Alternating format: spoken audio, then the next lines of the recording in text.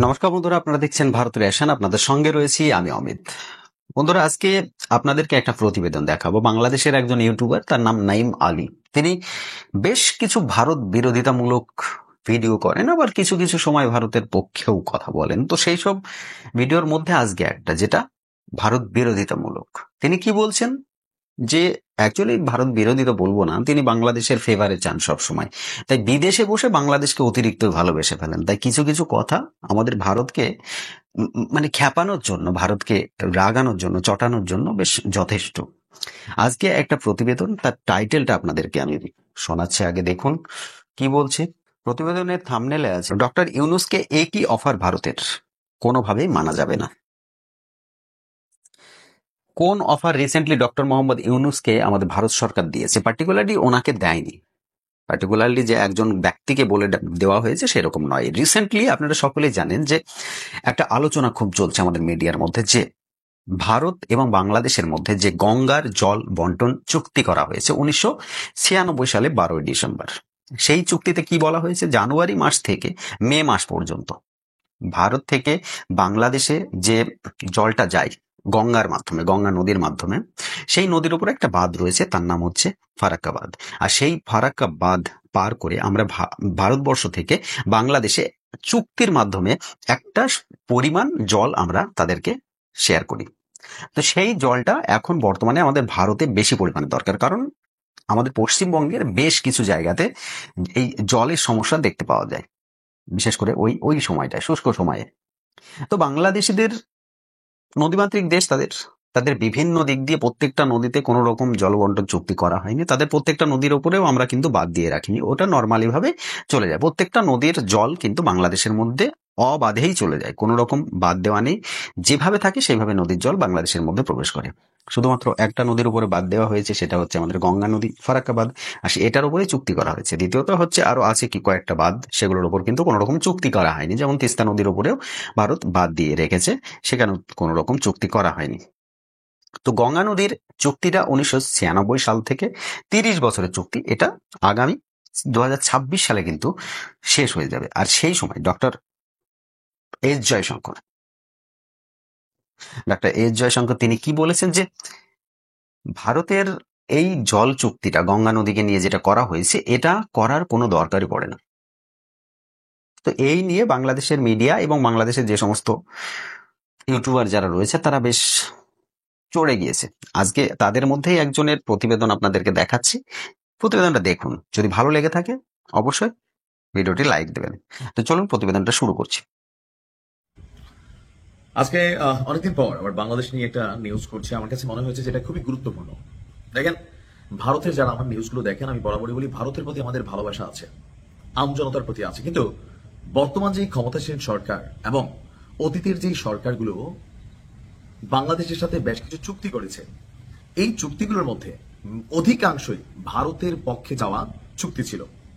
এখন বাংলাদেশ এবং ভারতের মধ্যে যতগুলো চুক্তি আছে, সবচেয়ে গুরুত্বপূর্ণ চুক্তিগুলোর অংশ হচ্ছে পানি বন্টন চুক্তি। তো সেই পানি বন্টন চুক্তিগুলোর ম্যাক্সিমামই অসম। রাজনৈতিক সরকারগুলো যখন ক্ষমতায় থাকে তখন অনেক ক্ষেত্রে এগুলা হিপনোটাইজ হয়ে যায়, অথবা ইন্টারন্যাশনাল যে রাজনীতি সেটার শিকার হতে হয়। কিন্তু বর্তমানে যারা আছে তারা হচ্ছে একটা অরাজনৈতিক সরকার, সো তাদের কিন্তু সিদ্ধান্ত নেওয়ার অনেক ক্ষমতা আছে। বাংলাদেশ এবং ভারতের মধ্যে গঙ্গা নদীর পানি বন্টন চুক্তির মেয়াদ শেষ হতে যাচ্ছে 2026 সালে।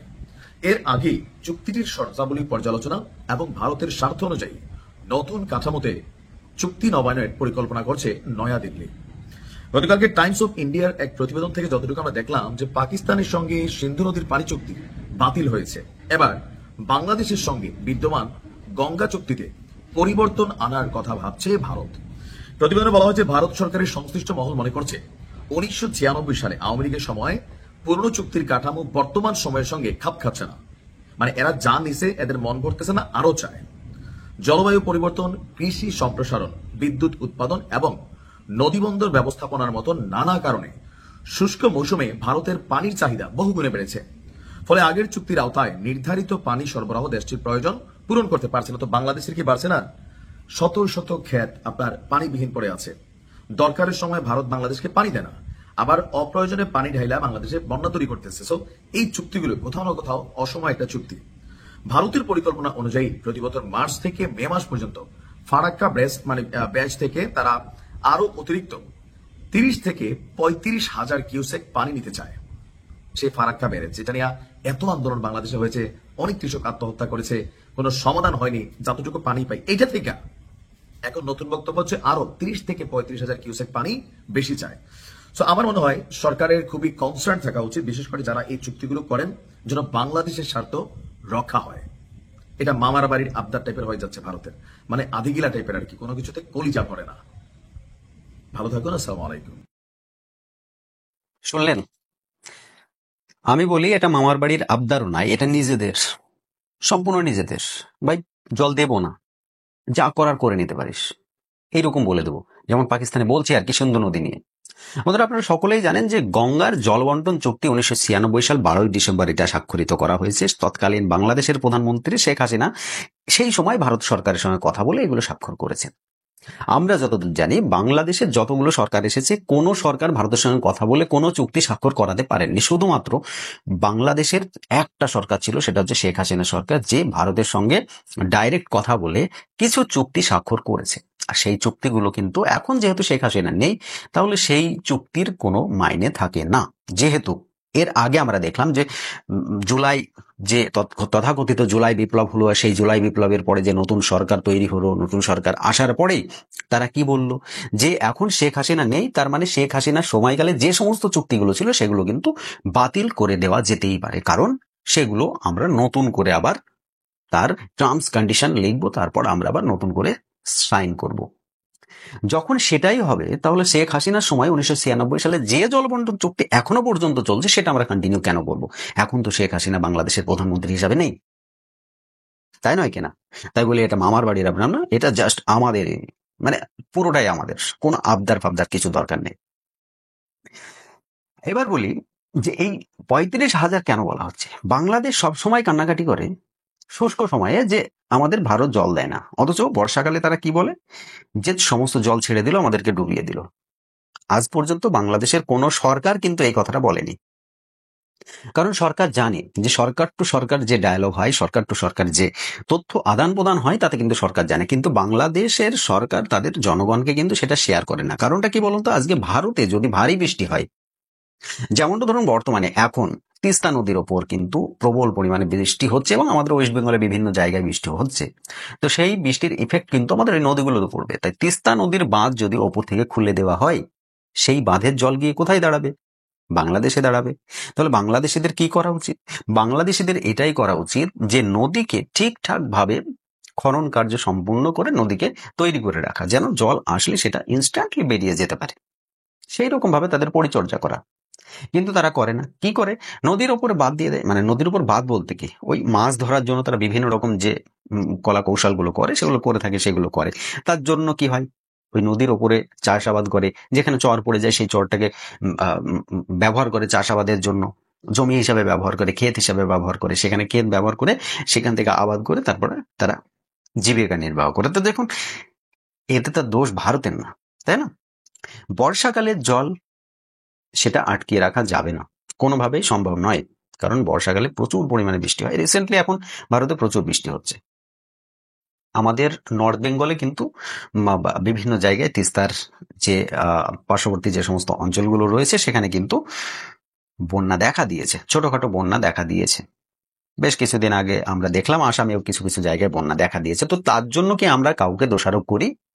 আমরা কি আজ পর্যন্ত কাউকে দোষারোপ করছি না, কিন্তু বাংলাদেশ এটা করবে। তারা যে কারণে বলা হচ্ছে, তারা যখন দোষারোপ করছে আর যখন শেখ হাসিনা তাদের গদিতে নেই, তখন সেই সময়কার চুক্তি আমাদের কন্টিনিউ করার দরকার নেই।